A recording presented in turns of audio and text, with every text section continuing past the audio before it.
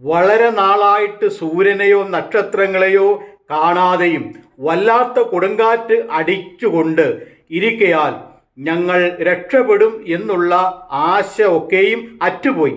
അവർ വളരെ പട്ടിണി കിടന്ന ശേഷം പൗലോസ് അവരുടെ നടുവിൽ നിന്നുകൊണ്ട് പറഞ്ഞത്, പുരുഷന്മാരെ, എൻ്റെ വാക്കനുസരിച്ച് ക്രേത്തയിൽ നിന്ന് നീക്കാതെയും ഈ കഷ്ടനഷ്ടങ്ങൾ സമ്പാദിക്കാതെയും ഇരിക്കേണ്ടതായിരുന്നു. എങ്കിലും ഇപ്പോൾ ധൈര്യത്തോടിരിപ്പിൻ. ഞാൻ നിങ്ങളോട് അപേക്ഷിക്കുന്നു, കപ്പലിന് അല്ലാതെ നിങ്ങളിൽ ആരുടെയും പ്രാണന് ഹാനി വരികയില്ല.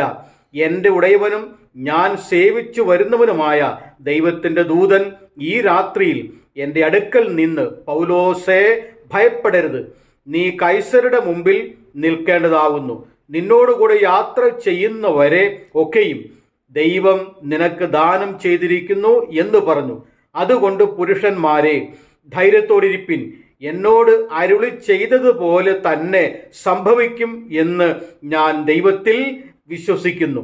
അപ്പോസ്തലപ്രവൃത്തികളുടെ പുസ്തകം 27-ാം അധ്യായം 20 മുതൽ 25 വരെയുള്ള വാക്യങ്ങൾ.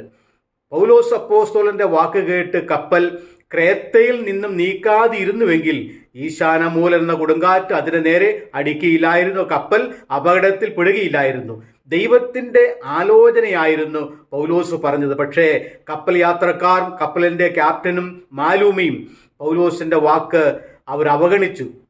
അതിൻ്റെ ഫലമായി അവർ അപകടത്തിൽ പെടുകയാണ് ഉണ്ടായത്. എങ്കിലും ദൈവത്തിൻ്റെ സ്നേഹം അവരെ തേടിയെത്തി. അവർക്ക് പ്രാണഹാനി വരാതെ രക്ഷപ്പെടുവാൻ ദൈവം സഹായിച്ചല്ലോ. ദൈവത്തിൻ്റെ വാക്കുകൾ അനുസരിക്കുക, വിശ്വസിക്കുക. ദൈവം നിങ്ങളെ സഹായിക്കട്ടെ.